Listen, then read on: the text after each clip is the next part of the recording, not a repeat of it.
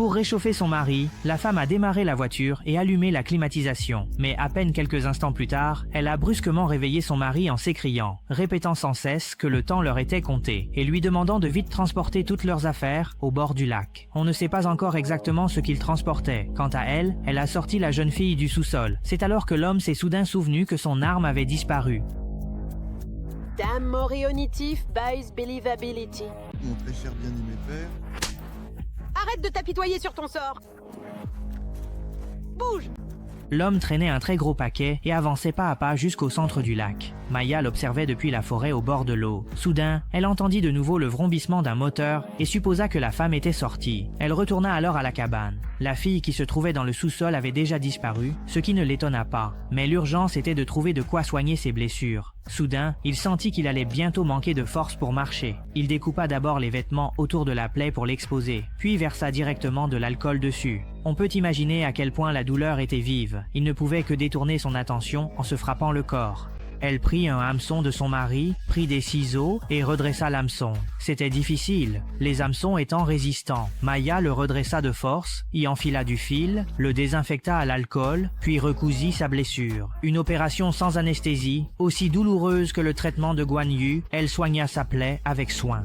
Elle trouva la boîte de munitions dans la voiture de l'homme, mais les portières étaient verrouillées et elle ne put les ouvrir. Elle eut alors recours à la force, brisant la vitre à coups de marteau pour découvrir que la boîte était vide. Heureusement, il y avait une radio dans la voiture. Il jeta son arme encombrante, prit la radio et tenta d'appeler des renforts. Bonjour! Bonjour, putain! Pantalon Hero Six Shake! Oh, bonjour, est-ce que vous m'entendez parfaitement fort et clair? Alors, quel est le problème exactement?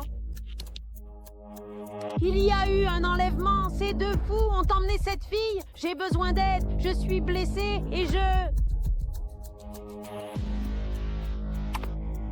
Kevin, près du lac Hilda.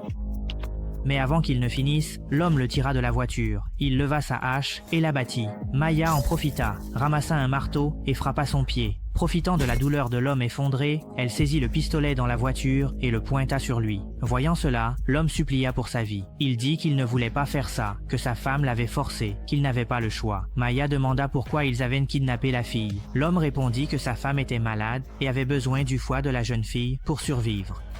Où a-t-elle emmené la fille? Oh. Je te cherchais. J'allais le faire. Ils sont allés à l'hôpital à pied. En passant par là. Pour l'aider. En parlant, il glissa la main dans sa poche, ce qui rendit Maya très nerveuse. Mais l'homme sortit une bague, précisément celle qu'il avait perdue. Maya fut un peu émue, au point d'oublier le danger qui la menaçait à cet instant. Cette bague,